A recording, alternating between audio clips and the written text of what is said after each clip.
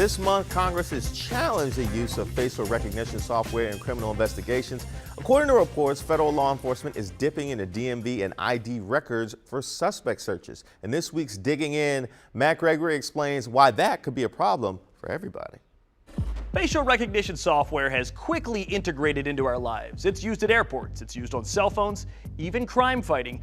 And this week we're digging into, does facial recognition violate your privacy? Whether you know it or not, the FBI and ICE have access to most state DMV records. So what? Well, the DMV database gives government investigators access to anyone. It's pretty extensive. According to the Washington Post, the FBI has searched 390,000 state and federal ID records in their cases.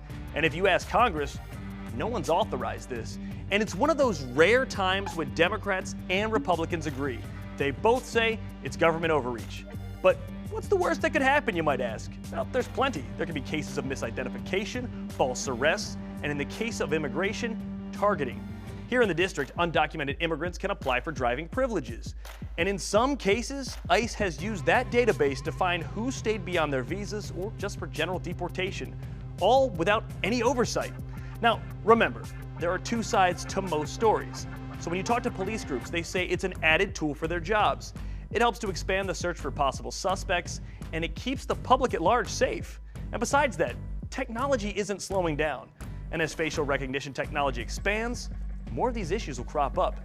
That means the question becomes, will safety outweigh privacy?